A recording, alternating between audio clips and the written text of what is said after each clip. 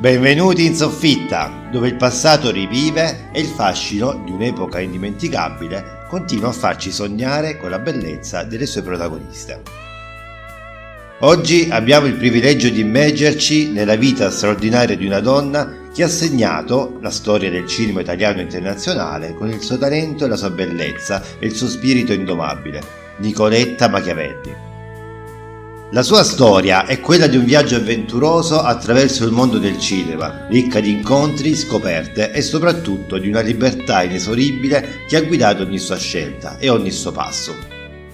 Nicoletta Machiavelli non è stata solo un'icona del cinema, ma anche una donna di grande cultura e discendente di Niccolò Machiavelli, e ci ha lasciato un'eredità di film memorabili e momenti indimenticabili, incarnando la quintessenza della donna forte, indipendente e profondamente umana. Carla avesse una sorella, è celebre per giunta, ma celebre come?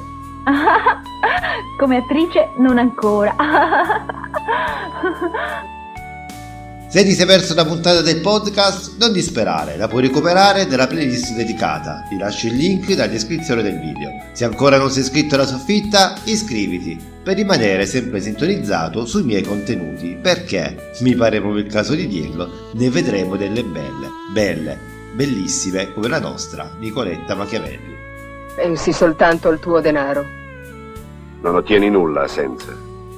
Nicoletta Machiavelli rappresenta per me un'icona indimenticabile, con la sua eleganza innata, l'intelligenza affilata e quell'irresistibile mix di radici fiorentine e americane. La sua storia ha sempre avuto il sapore dell'avventura. Nata a Stuffione, in Emilia-Romagna nel 1944, Nicoletta non ha mai nascosto il suo desiderio di esplorare il mondo, vivendo esperienze in India, in Brasile, Los Angeles e infine a Seattle, dove ha concluso il suo incredibile viaggio terreno vicino alle persone più care, suo figlio e la sua nipotina.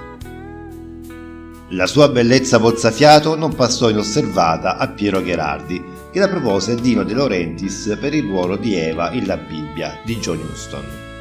Anche se la scelta finale cadde su un'altra attrice, Nicoletta ottenne un contratto di 7 anni che le spalancò le porte del mondo cinematografico. 2 anni di attività, quanti film? 11. Beh, dico mica male, vero? Ma film impegnati o... Per me tutti impegnativi, senz'altro. Ecco, impegnativi. Sì.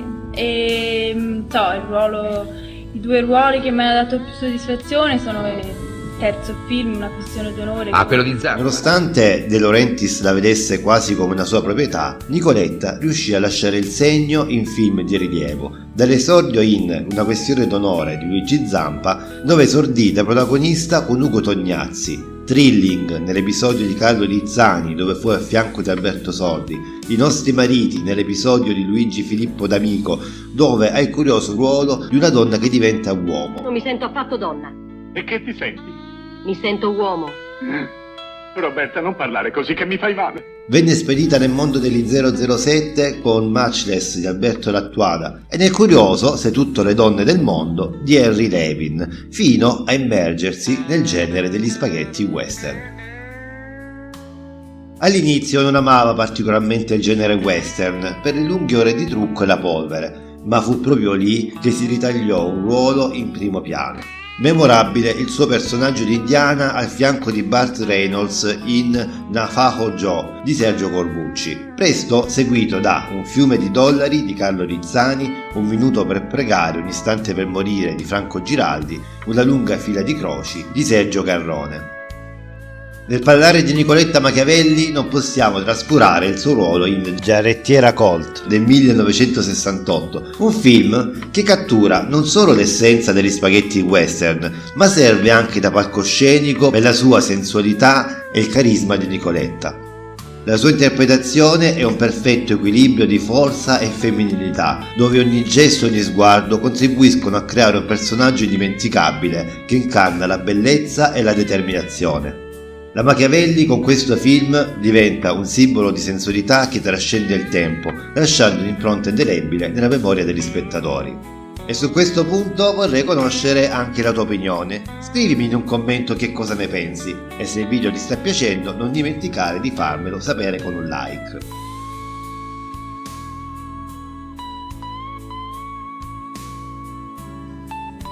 La bellezza e la sensualità di Nicoletta non è confinata solo a Giarrettiera Colt. La sua filmografia è ricca di ruoli che sfruttano la sua capacità di esprimere un fascino seducente e allo stesso tempo sofisticato. Da Faccia a faccia, dove la sua presenza è tanto enigmatica quanto affascinante, alle Dolci Signore, dove la sua eleganza e bellezza arricchiscono ogni scena, Nicoletta ha sempre saputo regalare momenti di puro incanto. In Candy e il suo pazzo mondo di Christian Marquand, Nicoletta si immerge in un universo satirico e surreale, mostrando una volta di più la sua versatilità e il suo innato appeal sensuale. Anche in film drammatici come Storie scellerate, la Machiavelli non perde mai quella luce di mistero e attrazione, dimostrando che la sua sensualità va di pari passo con un talento recitativo di prima classe. Le piccole produzioni di spaghetti western, nonostante la visione riduttiva di De Laurentiis, divennero il trampolino per una fama internazionale, tanto da essere celebrata da Quentin Tarantino in Kill Bill 1, che le rende pubblico omaggio dando al personaggio di Uma Thurman il suo nome nella sequenza del massacro nella chiesa. Tu sapevi, Nicoletta, che Kill Bill, il personaggio di Uma Thurman, è un po' modellato su di te? Chi è la sposa? Non si sa. Sul certificato di matrimonio c'è scritto Arlene Machiavelli. È grazie a questi western che venne invitata a festival e rassegne, rincorsa per le interviste. Il caso volle che tanti anni dopo Navajo Joe diventasse amica davvero di molti veri indiani Navajo e portasse i turisti a visitare le loro terre come fosse una di loro. Lei che era una Machiavelli, lei che era di nobiltà così antica. E sempre grazie ai suoi buffi western venne subito esaltata da un regista importante e coltissimo come Hans-Jürgen Zieberberg nel 1969 con Scarabea, dove lei mette in scena proprio se stessa nella Sardegna dove girò Giarrettiera Colt.